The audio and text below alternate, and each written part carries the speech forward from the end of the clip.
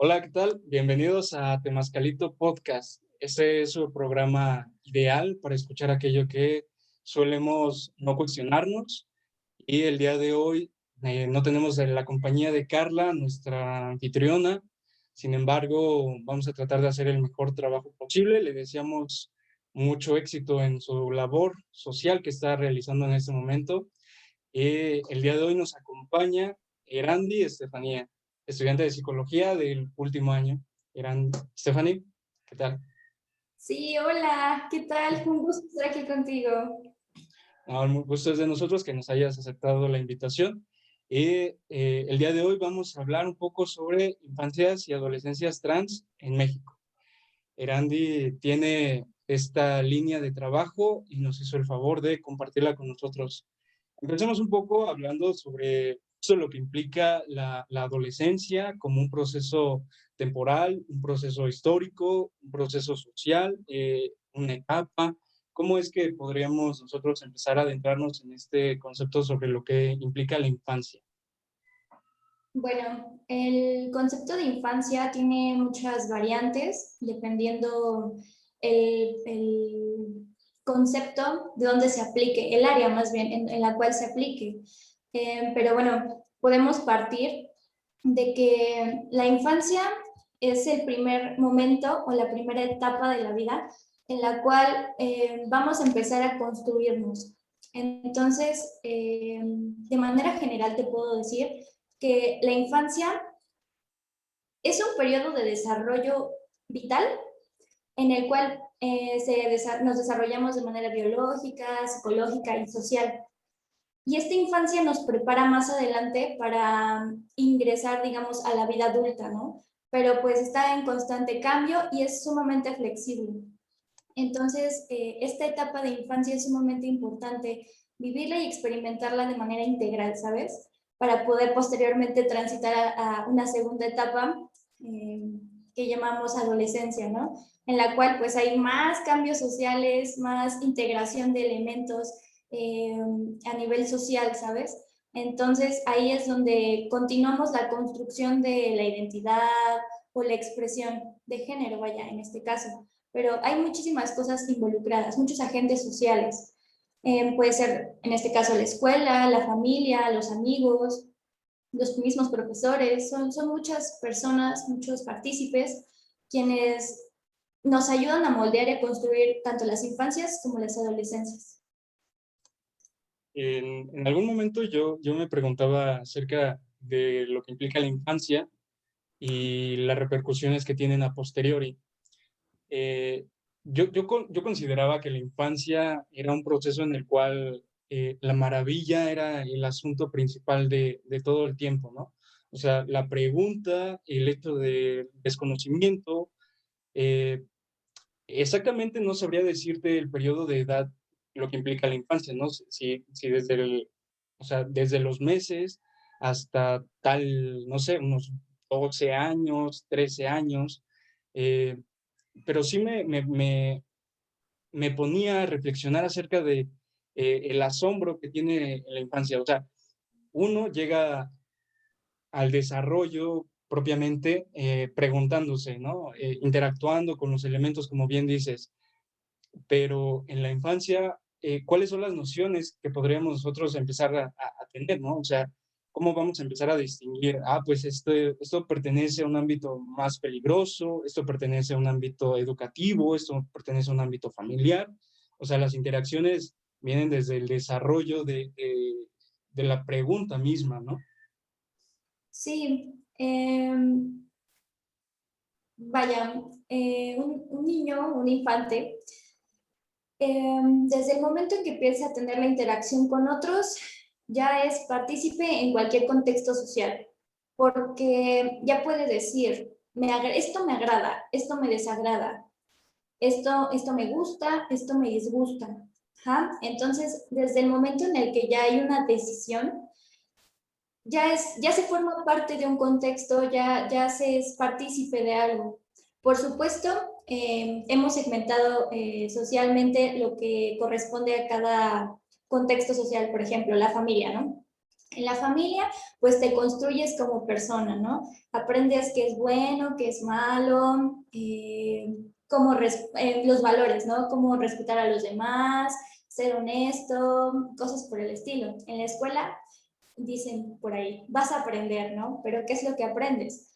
En sí, algo que también sostenemos junto con los pedagogos y con los docentes es que en la escuela vas a aprender, sí, pero conocimientos, pero sobre todo vas a reforzar aquellas cosas que ya viste en casa, ¿no? Entonces, por un lado está esa parte, pero hablando propiamente de las infancias y las adolescencias encierran un mundo de experiencias y expectativas distintas al mundo adulto, y pedirles a los niños o a los adolescentes que te respondan como un adulto, creo que está fuera de lugar porque ellos están viviendo y experienciando en ese momento y en ese lugar una forma de vida completamente diferente a lo que normativamente un adulto diría, esto está bien y esto está mal. Entonces creo que va por ahí esa consideración. Igual hay como una especie de limbo en cuanto a lo que implica cómo es esa correcta forma, ¿no? Entre comillas, de enseñar o de transmitir ideas al infante o al adolescente, ¿no? En su proceso de búsqueda de identidad.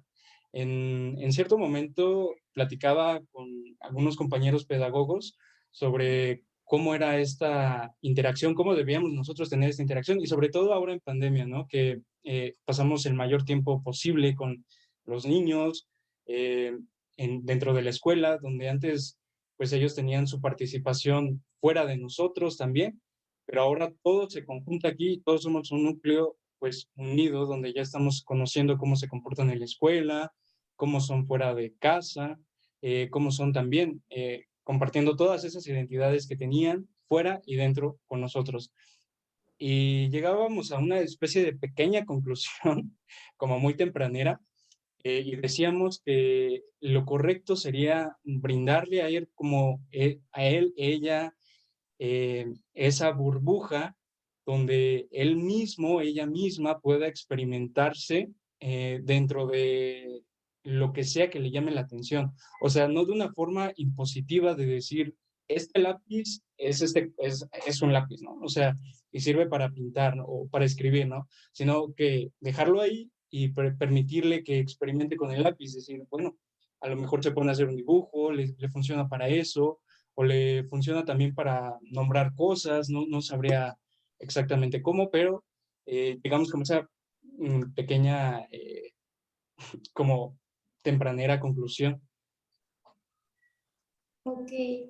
Yo creo que más que darle esa burbuja, como lo mencionas, es literal darle un espacio en el cual, sí, como mencionas, pueda experimentar, pero sobre todo respetar, porque algo que es muy frecuente en los padres de familia, padres y madres, es que ellos llegan y dicen, es que quiero ayudar a mi hijo porque está confundido.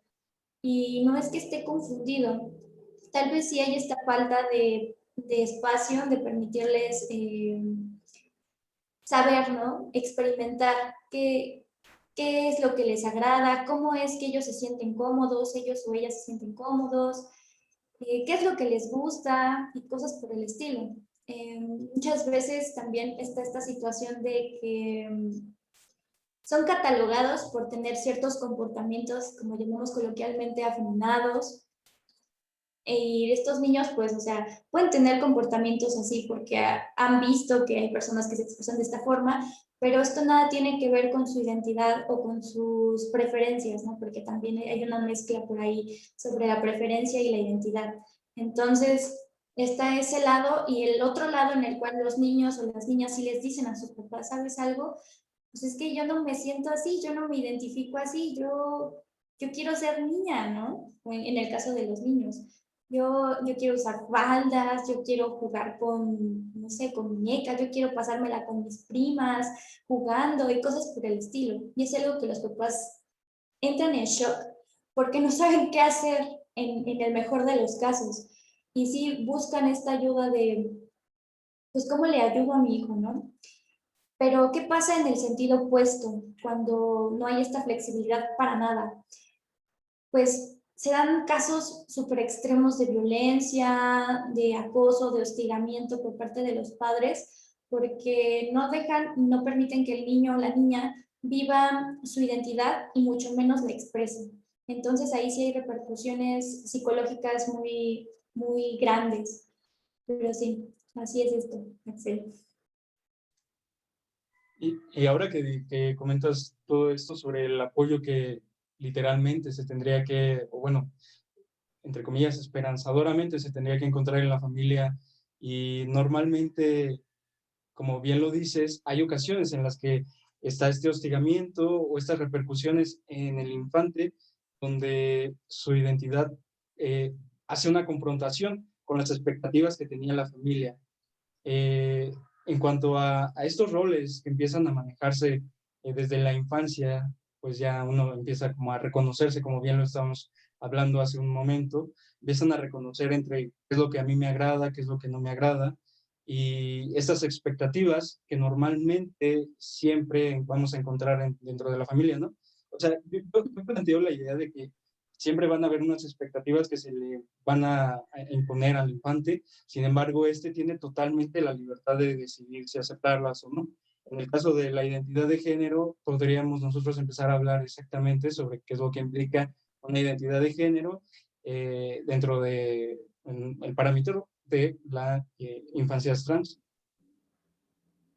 Bueno, eh, cuando somos niños y adolescentes, pero más niños, esta parte de aceptar las expectativas, creo que ni siquiera te preguntan, ¿no? Desde que te crían ya te las meten. Entonces, ay, eso es algo complicado, y más para las familias que son muy convencionales, en donde dicen, naciste siendo niño, pues vas a ser hombre, ¿no? Obligatoriamente. Y eso está complicado, porque en algunas estadísticas he visto que esta identificación de la identidad de género se da desde pequeños, desde niños propiamente, pero la transición se da en la adolescencia, cuando ya hay, entre comillas, o los papás dicen que ya hay una toma de decisiones aceptable, esta transición donde se dice, bueno, ya sabes lo que quieres, adelante, ¿no? Y hazlo tú, porque ahí ya no te apoyan los papás. Ahí nada más es como decirle, eh, me gusta, por ejemplo, me gusta vestirme como un niño, me gusta el comportamiento masculino, y nos apegamos, ya digamos, a los roles, ¿no? A los roles de género. Y ahí es cuando los papás dicen, ah, bueno, pues si te gusta, hazlo, ¿no? Pero ya no se da ese interés por el acompañamiento al nivel que se da con los infantes trans. ¿Ah? Entonces, bueno, eso es por un lado. Y por otro, en cuanto a qué es lo que tiene, cómo es que se da cómo se genera esta identidad. Bueno, tiene mucho que ver con, sí, los gustos, sí, la comodidad, pero es como ellos se reconocen. La identidad de género es el autopercibimiento de una persona, ¿sabes? ¿Cómo yo me autopercibo? Yo considero que soy mujer o que soy hombre, ¿ja? Que pertenezco a un género distinto al sexo que se me asignó al nacer. ¿Ja? Esa es la definición de identidad de género. Y sí difiere bastante porque antes se daba por sentado que por nacer con un sexo hombre o masculino, ya, ¿no? O sea, todo era lineal y tenías que ser hombre y vivir con un rol de género masculino, ¿no? Y ahora que vemos que están estas infancias que nos dicen, no, pues es que sí nací siendo varón, pero pues yo no me identifico como hombre. Entonces ahí es donde se está teniendo la dificultad para ajustarse. Entonces, bueno, eso es a grandes rasgos parte de lo que involucran las infancias trans, pero pues, hay muchísimas cosas más. Sí, justamente en ocasiones para las personas cisgénero, los que se identifican exactamente con el género, el sexo con el que nacieron, Ujú. les es un poco, bueno, anterior a todo este movimiento, es un poco complicado entender cómo es que una persona que nace con un sexo, eh, en su, en su personalidad, en su búsqueda, se sienta identificado con otro, ¿no? Normalmente hay unos relatos muy interesantes en algunas páginas de internet, muy accesibles, por supuesto, donde hablan acerca de el proceso que la familia llevó a cabo con su pequeño, ¿no? Pequeña. El punto era que al principio se visibilizaba el hecho de que pudiera haber sido homosexual, eh, y que tuviera esas preferencias, ¿no? Pero cuando más se adentran a conocer porque el niño o la niña se está manifestando de un diferente, en un comportamiento que pues, ellos consideraban oportuno para otro sexo, el, el rol en la familia empezaba a verse como más vulnerable porque ellos sentían que iban a ver pues extraño que el niño o la niña se sintiera de esa forma, ¿no? Entonces igual estas expectativas aquí entran un poco en juego, pero lo que yo noté en estos relatos, que pues, probablemente cualquiera pueda acceder a ellos, eh, era justo que el infante hacía una característica propia de un sexo diferente.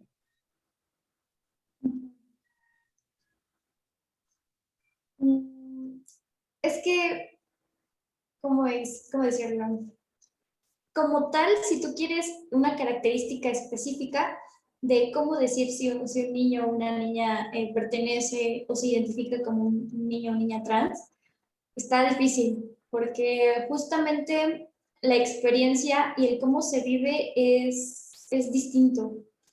Creo que sí, algo que permea obviamente es esta identidad de género, el concepto principal de que no se identifican con el sexo que se les asignó al nacer, pero, ¿cómo decirlo? Creo que estos niños sí lo que buscan es ser respetados, porque justamente como ya lo mencionábamos anteriormente, son vulnerados ya por muchos agentes sociales. Antes lo mencionábamos, primero la familia, ¿no? Cuando no se sabe qué hacer o cuando se les dicen, no, tú no me puedes decir que no eres niño porque yo te crié bien, ¿no? Y ahí vienen como estas situaciones de los padres que ellos dicen, no, es que yo hice todo bien o que hice mal, ¿no? También está la contraparte.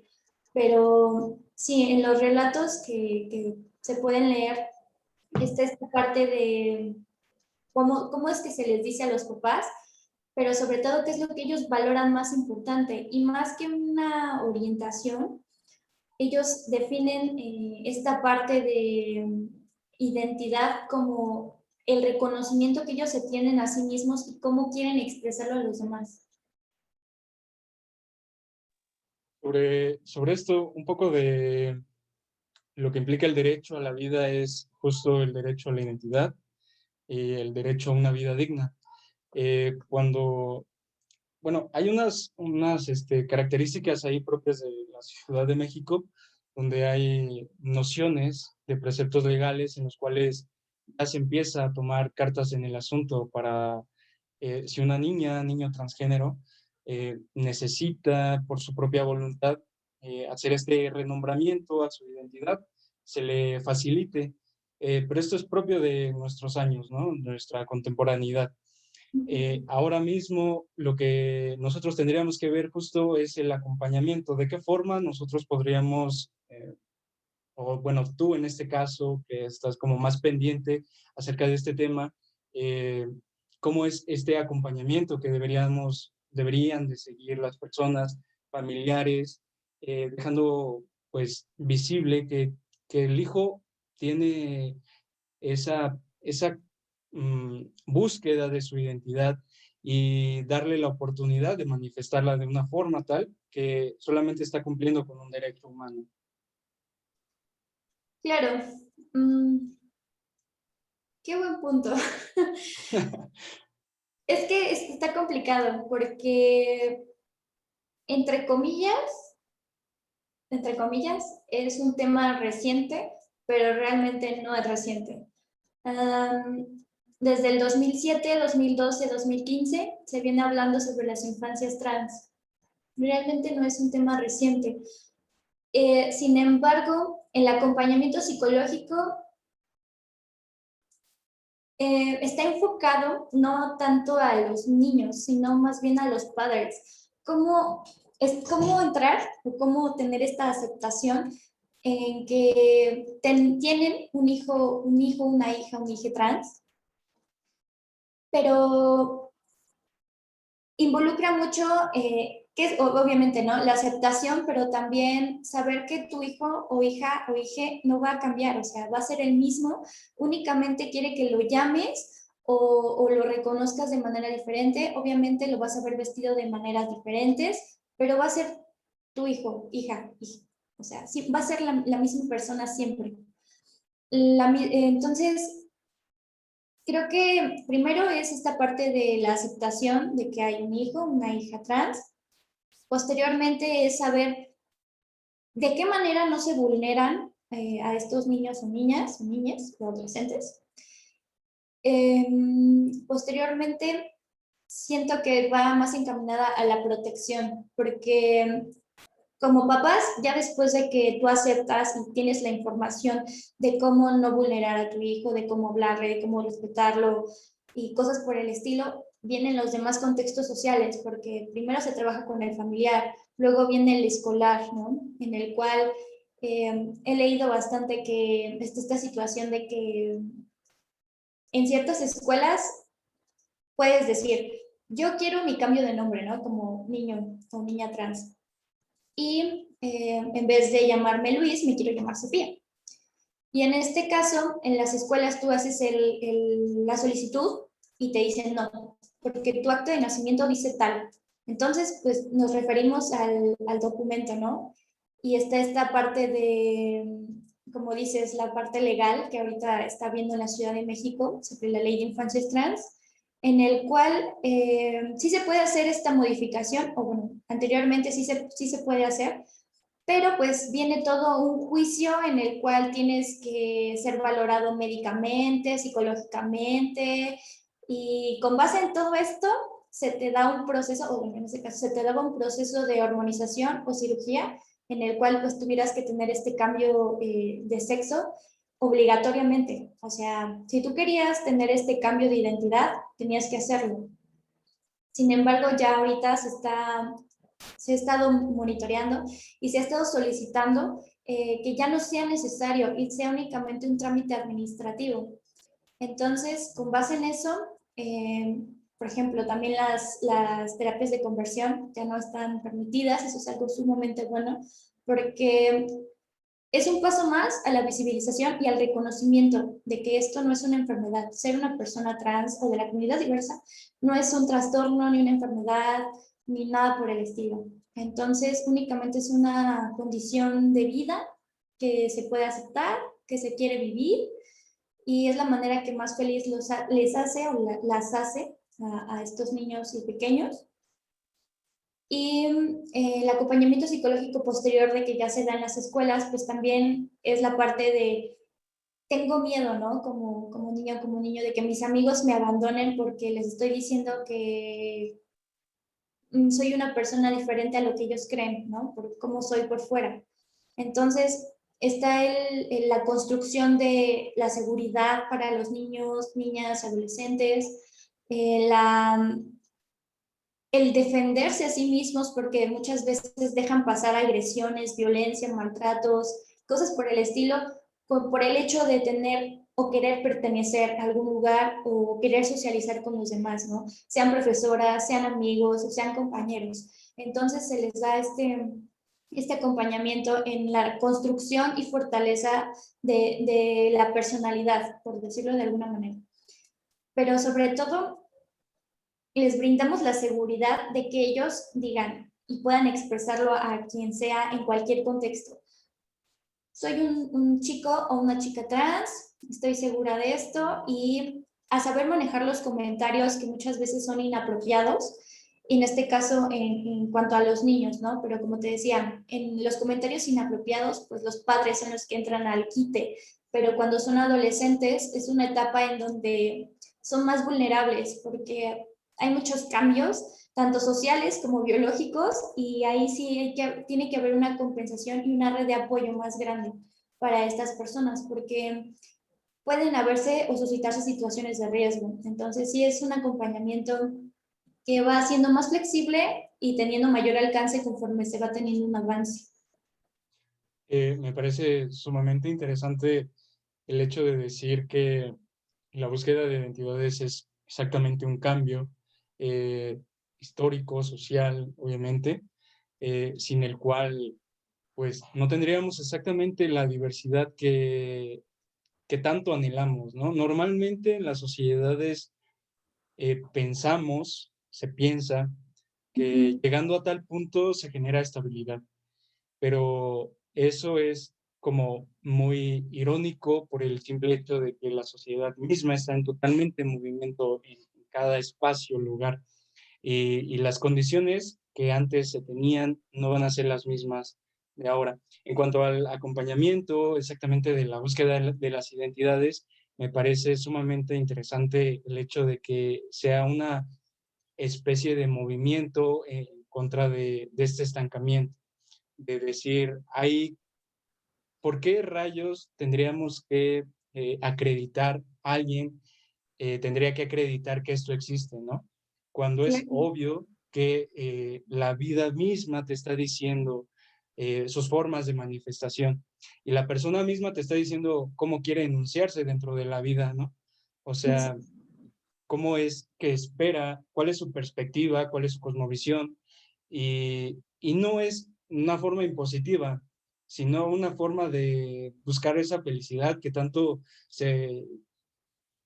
vemos día con día, ¿no? De busca tu felicidad, no importa, tú tienes que ser feliz con lo que tengas, con lo que eres, con lo que quieras ser.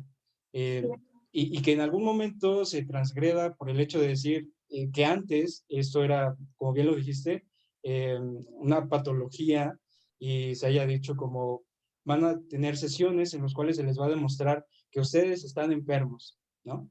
Y es como, Ujú. wow, espera, eso es muy violento incluso para ti, porque te estás viendo de una forma en la cual quieres demostrar, ¿no? Como cómo es que se tiene que vivir la vida, pero a forma de qué, a comparación de quién,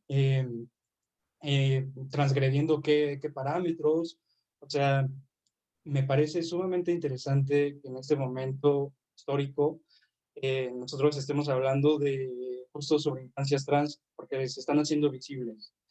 Y Claro. nosotros simplemente les estamos dando esta visualización a las personas que probablemente estén por allá afuera, un poquito confundidas, o las familias que probablemente también estén pasando por un proceso similar y en el cual, pues, bueno, en este momento lo queremos hacer como más oportuno en cuanto al asunto de presentarlo, ¿no? Ante ustedes.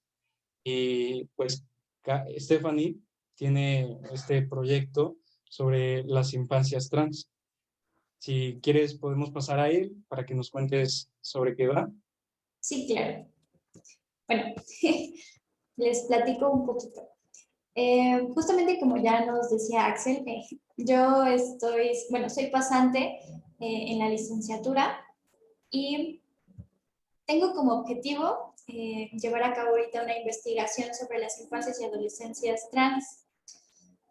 Y me gustaría invitarles a todos, todos, todos a participar, pero principalmente a los padres, madres, tíos, tías, abuelitos, abuelitas, hermanos, hermanas de estos niños, porque justamente como son niños pequeños o adolescentes que necesitan un permiso, pues sí, sí es necesario como que tener presente a alguien responsable, ya sea un papá, una mamá, un tío, una tía o un hermano, ¿no? Dependiendo de quién sea. ¿Me podrías permitir compartir, por favor? En este caso, pues tengo mucha información que compartirles para decirles la importancia del por qué queremos trabajar con estos infantes y adolescentes trans. Justamente lo hemos venido platicando, hay poca visibilización, se dice que es una mentira, que es moda. Algo que siempre me ha sonado demasiado es que es moda. Y realmente no es que sea moda, simplemente como lo dijimos, es el dinamismo que estamos teniendo en la sociedad y pues está en constante cambio. Así es, pues, Fanny, tienes tu momento para que nos hagas presente tu trabajo y si hay alguien en el público que nos esté escuchando y conozca de esto, igual es para una buena causa. Sí, por supuesto. Bueno, esta investigación la estoy realizando por parte de la Facultad de Estudios Superiores Iztacala en el Servicio de Diversidad Sexual de CAOPE. Y bueno, primero ya hablamos un poquito, Axel y yo, sobre qué son las infancias y adolescencias trans. Aquí nada más es una breve remembranza, rescatando cosas importantes, como por ejemplo, las infancias y adolescencias trans son aquellos niños y adolescentes que van a percibir su género de manera opuesta al sexo biológico con el que nacieron. Entonces, pues obviamente va a haber un rechazo porque no hay esta convergencia o esta similitud con el género, perdón, con el sexo con el que nacieron. Porque ellos dicen, es que estoy en un cuerpo equivocado. Así es como los niños lo visibilizan. También se ha identificado que la etapa de transición de estos niños, niñas y adolescentes suele ser justamente en la adolescencia, porque ya hay más flexibilidad a la hora de la toma de decisiones. Ajá. Pero ¿qué pasa cuando se ven reprimidos? Pues suceden demasiadas cosas. Tiene que ver con lo que sienten, con lo que piensan y con lo que desean. Piensan que no pueden sentir y desear algo porque está mal, según lo que les dicen sus padres o lo que ven, las interacciones con las que tienen con los demás. Entonces eso involucra demasiadas cosas que los limitan.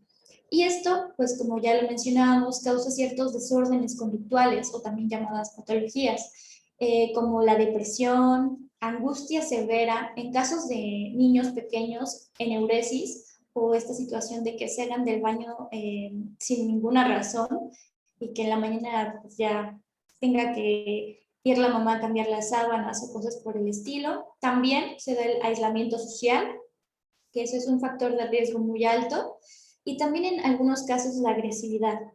Entonces, bueno, estas situaciones pueden suceder en este caso cuando hay esta represión de la identidad o agresiones físicas, verbales en la parte de la familia cuando se está intentando expresar cómo nos sentimos, qué es lo que queremos y cómo es que queremos ser llamados, ¿no? En el caso de los niños. Por otro lado, bueno, les platico un poquito sobre cómo es que surgen estas infancias. Las infancias trans tienen, pues sí, su soporte en la comunidad diversa, en la comunidad LGBTIQ+, en la cual siguen el precepto de las personas transgénero, transexo o travestis, ¿ja? Pero especialmente las personas transgénero. Y posteriormente, también algo que les quiero mencionar es que ya no está en los protocolos internacionales vista como una enfermedad, el querer ser reconocido o hacerse llamar como una persona trans. ¿Ja? Entonces, en esta parte, papás, mamás, hermanos, familia, ya no se sientan con esta situación de es que mi hijo está mal, está enfermo, está equivocado, está confundido, necesita ayuda. Realmente no es así. Tal vez sí necesite apoyo para poder interactuar en las demás esferas sociales sin tener miedo. Entonces, esa es la parte a la cual como psicólogos estamos enfocados.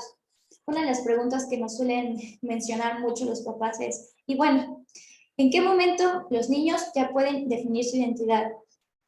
Hablando desde la psicología propiamente, eh, la infancia es el lugar, el momento y la etapa en la cual se define la identidad y uno se reconoce. A través de los 2 años, más o menos, los niños, niñas y niñas saben discriminar las diferencias físicas entre hombres y mujeres. Posteriormente viene el desarrollo psicosexual, en la cual alrededor de los 3 años o 4, dependiendo del desarrollo de los niños y niñas, estos ya se identifican con facilidad que pertenecen al género masculino o al género femenino. Y posteriormente ya viene la definición. Más o menos entre los 4 o 5 años, la mayoría de los niños, niñas y niñas ya tienen un sentido estable sobre su identidad de género o cómo es que se autoperciben. Yo sé que puede parecer un poco abrupto el decir, es que son niños, ¿no? Y no pueden tomar decisiones. No, los niños sí pueden tomar decisiones. Justamente desde el momento en que nos dicen, es que esto me agrada, esto me desagrada, estoy de acuerdo o no estoy de acuerdo y cosas por el estilo, porque eso está presente. Ahora bien, como psicólogos nosotros nos preocupamos porque ellos tengan un buen desarrollo psicosocial, porque lo social es una parte fundamental para desarrollarnos integralmente. Entonces, algunos autores, como aquí pueden verlo, buscan que haya la promoción de una formación que favorezca la diversidad y la inclusión. También de que no se etiquete a los niños o a las niñas de una forma de conducta estereotípica, sino que aprendamos a ser flexibles y no nos vivamos estas dificultades en la heteronormatividad. Y también algo muy, muy importante que la Corte Interamericana de los Derechos Humanos menciona es que la niñez y las adolescencias quieren que se les respete y se les llame como ellos ya eligieron.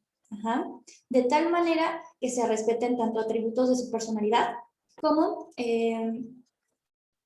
como aquellas características y formas de vestir sin tener que ser o llegar a ser violentados. Esa es la clave, el respeto. Y bueno, creo que ya me extendí un poquito. Pero sí, algo que sustenta mi investigación o este estudio al cual quiero invitarlos es justamente que con base en los datos de la CONAPRED del 2018 se ha identificado que la edad en que las personas se identifican con una identidad de género distinta al sexo con el que nacieron, no me lo van a creer, pero es en la infancia. La infancia es el primer lugar en el cual uno dice, es que sí, yo siempre lo supe desde que era niño, pero por no saber cómo llevar a cabo estas pláticas con los padres o por miedo, por todas estas situaciones que se pueden llegar a dar en la familia, pues no hice mi transición hasta que fui adolescente, ¿no? Y en algunos casos hasta que ya fui adulto. Entonces sí son datos súper importantes que llaman la atención.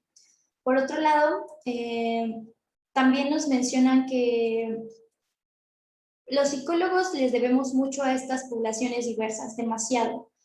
En este caso, darles información útil sobre cómo llevar este proceso. En este caso,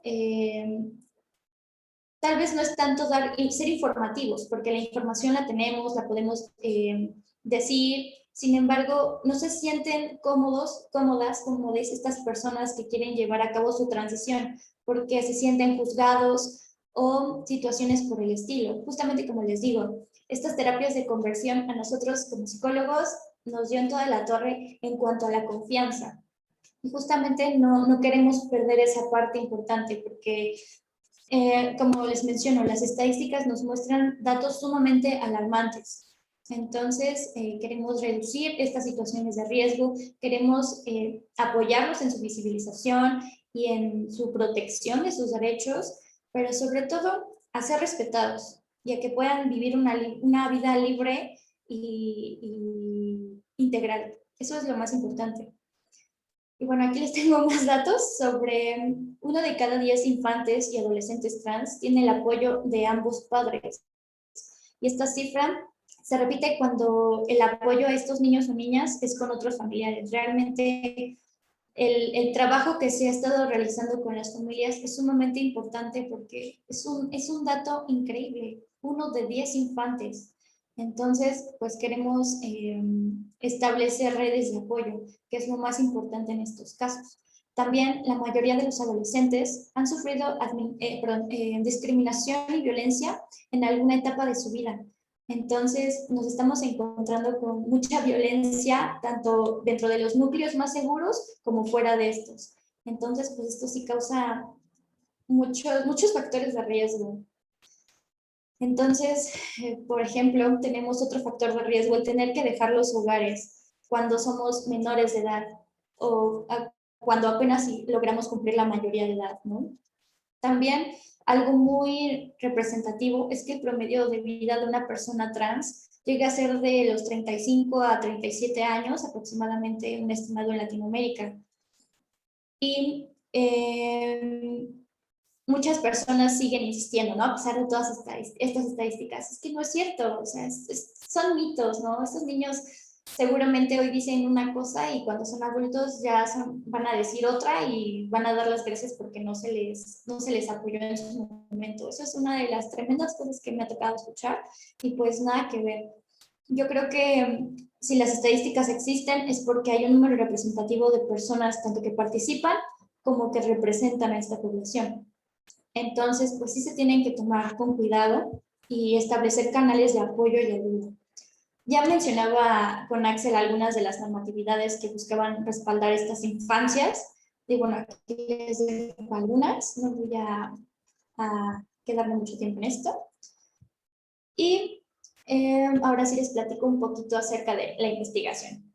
El objetivo general de la investigación es explorar las experiencias y significados del reconocimiento de niñas, niños y adolescentes transgénero en México, ya tengan esta autoconcepción. Ajá.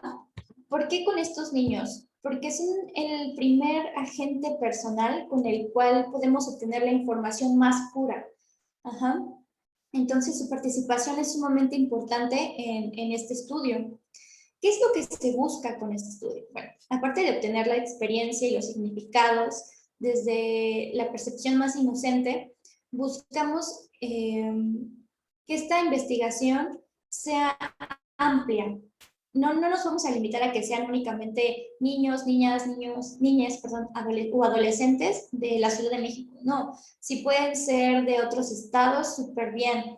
Pero si tenemos como esta edad o estas edades en las cuales sí es importante que estén los niños, que es de 6 a 16 años y que estén cursando una educación básica en escuelas públicas, ya sea primaria o secundaria.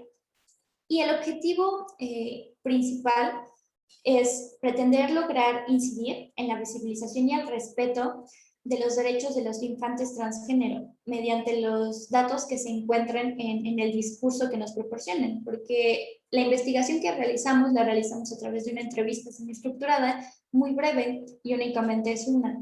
Y nos interesa mucho conocer cómo es que han vivido estas experiencias, cómo es que ha sido su tránsito, con qué dificultades se han encontrado, qué es lo que le dirían a otros niños que tienen esta identidad reconocida pero no pueden expresarla y cosas por el estilo, ya que es por eso consideramos muy importante su participación. Y listo. Esto sería todo, Axel. No, pues muchas gracias, en serio, Fanny, por venir al programa, aceptar presentar aquí tu proyecto. Igual esperamos que si alguien se anima, que conozca, pues se acerquen a ti. Si quieres, déjanos tu contacto. Igual lo vamos a estar ahí posteando en nuestras páginas. Pero si alguien ve el video, no sé, en su plataforma de YouTube, Spotify, que pueda acercarse contigo, si tiene alguna duda. Claro, mira, de hecho, te comparto mi flyer, que es bueno, ahorita te lo pongo aquí. En este flyer está justamente nuevamente el objetivo, el tema del estudio, quiénes participan y cómo participar. Y aquí está justamente el correo por si lo gustan ver. Perfecto. Pues Sí. para ir concluyendo nuestro episodio, con el cual nos estamos estrenando en esta segunda temporada, esperemos ser un poco más constantes con ustedes. Simplemente yo quiero despedirlo diciendo que la expresión de nuestra identidad en realidad no es para nada un juego, hay que tomárnosla muy en serio. No importa si algo no nos parece de alguien más, es el respeto el cual nos va a hacer a nosotros seguir adelante, transformarnos como sociedad, llegar a ese estado de equilibrio hipotético al que todos siempre están añorando. Y para nada es un permiso que se le pida a alguien más la forma en la cual uno se tiene que identificar. Es muy violento lo que se vive día con día, sobre todo si nosotros nos seguimos callando diciendo que aceptamos y aceptamos todo lo que se nos venga, ¿no? Porque normalmente el hecho de aceptarlo implica renunciar al deseo de uno mismo, y yo creo que en este caso, en este tema, muy particularmente implica justo lo que platicábamos, lo que nos presentaba Stephanie, que a la persona se le vulnere, se le transgreda, se le discrimine, se le haga a un lado, se le invisibilice, y por ende esta persona sufra más de lo que cualquier persona pueda sufrir, ¿no? Claro, por supuesto, sí. Sí, nosotros tenemos la posibilidad de poder apoyarla o dirigirla hacia algún canal de apoyo, como son estas asociaciones o fundaciones. Creo que es la mejor vía posible. E incluso si hay, no sé, algún hermano o hermana de algún niño o infante que sea trans y no pueda ser visible en su familia, tal vez sí orientarlo a él o a ella o ella a estos lugares, ¿no? Porque el primer punto es darle orientación a él, a ella, para posteriormente poder ver la manera en que se puede trabajar con los padres, ¿no? Porque justamente cada familia es diferente y tenemos que encontrar la forma en cual acercarnos asertivamente, por decirlo de alguna manera, para que no se pierda el contacto y no haya situaciones conflictivas, ¿no? Que puedan llevar a una situación de riesgo, de violencia a un menor o a un adolescente. Pues muchas gracias una vez más, Fanny. Te agradecemos y esperemos contar con tu participación en algún otro momento, que podamos seguir hablando, porque estos temas son muy extensos y el tiempo no nos da. Sin embargo, para apoyarte también un poco en tu proyecto, decidimos hablar de este tema. Próximamente vamos a estar hablando de cualquier otro que también tú quieras ofrecer. No sé, lenguaje inclusivo, tal vez, eh, Yo cuestiones muy de identidad, de representatividad, probablemente, no sé, algo. Y que nos estés contando cómo va tu proyecto. Desde aquí lo vamos a estar siguiendo también desde Temascalito. Muchísimas gracias, Axel. Por supuesto que sí, hay que preparar bien un tema nuevo y por supuesto, aquí te puedo estar apoyando sin problema. Muchas gracias. Ah, a ti. Hasta luego, entonces nos despedimos, los de Temascalito. Hasta luego. Sí, cuídense mucho. Gracias.